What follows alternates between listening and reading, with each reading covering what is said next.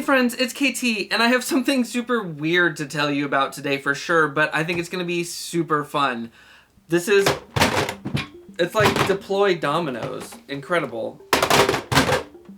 Perfect. Now, you've all watched as I went from having 0 deploys to suddenly having 4. This one that my friend GSP sent me, this one that I thrifted, and this one that I got recently in that I showed off in a haul video that has been painted pink. Well, this turns out to be perfect timing because a couple of my friends, Cam and Chris of Foam Coalition, a Nerf group on Facebook, are running a sort of loose competition to see who can get the most out of everyone's favorite reverse plunger monstrosity, the Deploy.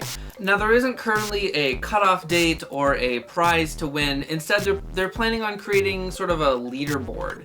How hard can you get your Deploy hitting? If you can beat the current record, there is glory to be had. Now, they've set up some pretty specific rules to follow, so make sure you read up. First, your Deploy still has to be able to deploy.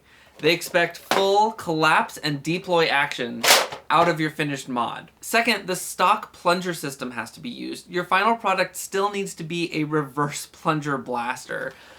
That's gonna be the biggest challenge out of this whole thing. You're really doing old school, like Maverick type modding, just trying to squeeze every little bit that you can out of this really inefficient old dart launching system. Jolt King's Chronoploy and the Flywheel the World mod are both amazing uses for a deploy, but they do not qualify for this particular leaderboard. Third, all entries need to be in the format of a video with the blaster fully in the frame. It's just for fairness that I assume they'll want to see you actually deploy the blaster in the video, and then you need to be able to see the entire video. I can imagine somebody hooking an air hose up to something and just using a completely different mechanism to fire, and just keeping it just out of frame. So for fairness, it's got to be a full shot of the whole blaster being used. And finally, to make it fair for folks all around the world who have different access to ammunition, all darts are expected to be standard, full-length Nerf Elite darts. I assume it doesn't matter which era of Nerf Elite darts or what colors they are, but they need to be Nerf Elite darts, full length, just to standardize it and to make sure that people who live in countries where they don't have access to Adventure Force darts or other dart drone products have a fair shot at this. If you have access to a Deploy, you probably have access to Elite darts. Beyond that, the sky's the limit. You can design and replace parts with new material, metal catches, homemade breeches, printed dead space removers, and more. All fair game.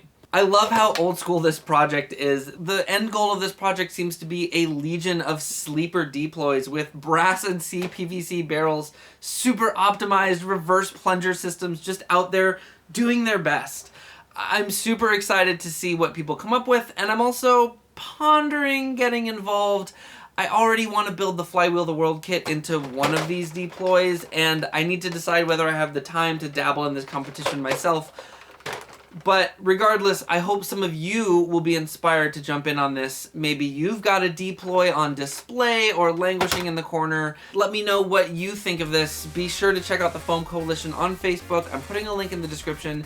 You can ask them questions or keep track of what others might be doing to their deploys. I hope to see you there, and until then, I will see you on the field.